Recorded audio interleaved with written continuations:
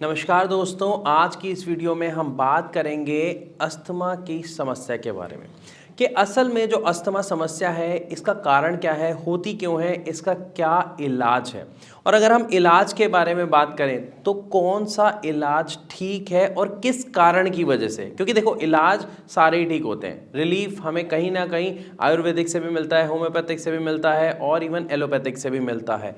But अगर आपको आराम तीनों से मिल रहा है तो उन तीनों में से कौन सा है जो अच्छा है या ये कहा जाए सबसे अच्छा है। आज बात करेंगे इन सभी टॉपिक्स के ऊपर इस पूरी डिटेल में इस वीडियो में। तो चलिए शुरू करते हैं वीडियो और सबसे पहले एक बात समझते हैं कि जो अस्थमा है वो समस्या क्या है।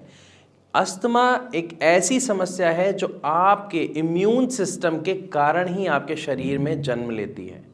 जान के हैरानी हो रही है कि इम्यून सिस्टम के कारण कैसे हो सकता है। देखिए, जब हमारा इम्यून सिस्टम या तो वीक होता है या वो बहुत ज़्यादा एक्टिव होता है, मतलब हाइपर एक्टिव, इन दोनों ही कंडीशन में जो एक प्रॉब्लम जन्म लेती है वो है अस्थमा। अब कैसे लेती है मैं आपको समझाता हूँ। अगर आपका इम्यून सिस्टम वीक है तो हमें क्या होगा, इन्फेक्शन जल्दी से प्रभावित कर देगा। क्योंकि हम जब सांस लेते हैं तो सांस के द्वारा हमारे शरीर में बहुत सारे ऐसे तत्व चले जाते हैं जो हमारे शरीर के लिए हानिकारक होते हैं। वो हो सकता है कोई केमिकल हो, वो हो सकता है कोई धुएं के साथ गया हुआ तत्व हो, वो हो सकता है डस्ट हो, मतलब किसी भी ऐसे तत्व का चले जाना जो बहुत महीन है और हवा के द्वारा, हमारी सांस के द्वारा अंदर हमारे फेफड़ों में हमारी जो सांस लेने की नलियां हैं जिन्हें ब्रोंकाइज ब्रोंकीहोल्स बोलते हैं, वहां तक अगर चले जाता है तो एक्चुअली प्रॉब्लम क्रिएट होती है अस्थमा की।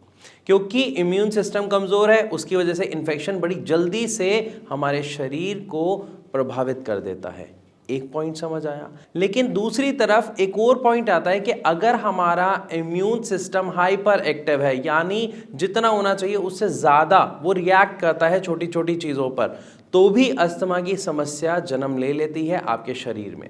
अब मान लीजिए सांस के द्वारा कुछ अंदर गया जो इतना कोई खास हानिकारक तत्व नहीं था, लेकिन आपके इम्यून सिस्टम को क्या लगा कि वो एक ऐसा फॉरेन एजेंट है, यानी वो एक ऐसा तत्व है जो हमारे शरीर को नुकसान पहुंचा सकता है।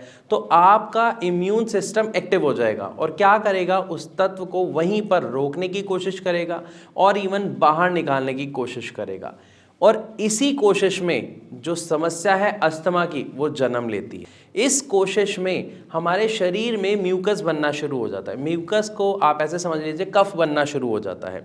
इसीलिए हम देखते हैं कि जिसको अस्थमा की प्रॉब्लम होती है उसे खांसी बहुत उठती है, उसको जो कफ है वो काफ़ी आता है, क्योंकि इम्यून सिस्टम कोशिश कर रहा होता है कि वो जो म्यूकस बन रहा है, जो कफ है, वो उसके साथ वो उस तत्व को चिपकाए और हमारे शरीर से मुंह के द्वारा बाहर निकाल दे।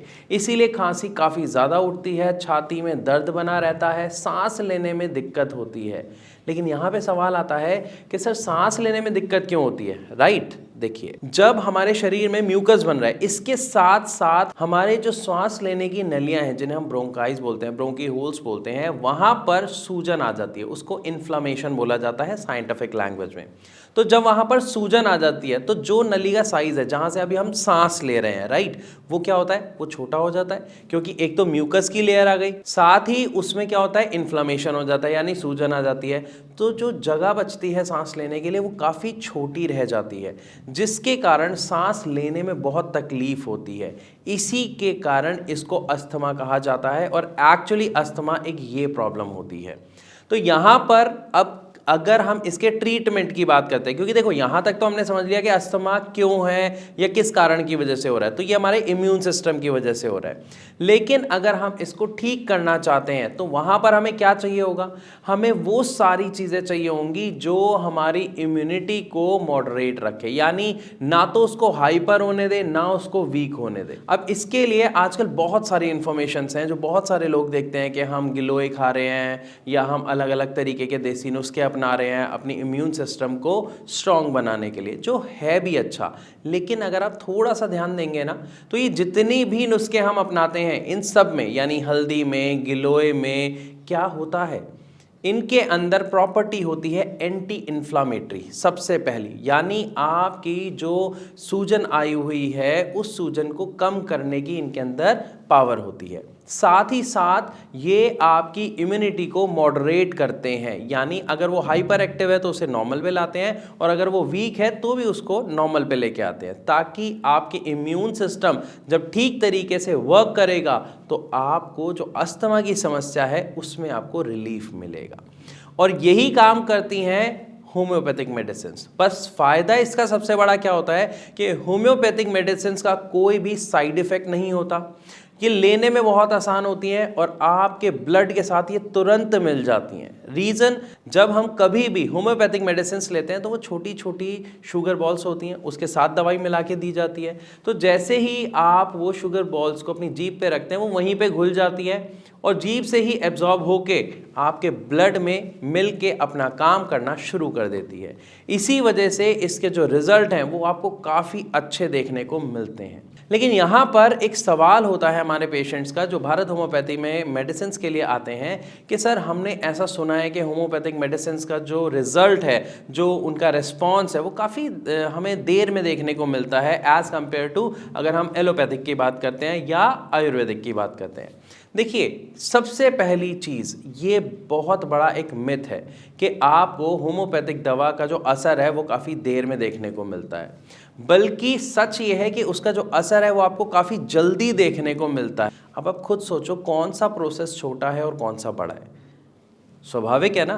तो अगर होम्योपैथिक मेडिसिन का जो प्रोसेस है वो छोटा है तो उसका असर भी जल्दी होगा, राइट। लेकिन ऐसा लोगों को क्यों लगता है? क्योंकि आपकी जो एलोपैथिक मेडिसिन होती है वो आपको इंस्टेंट रिलीफ दे देती है, इसलिए ऐसा लगता है कि ये दवा सबसे अच्छी है।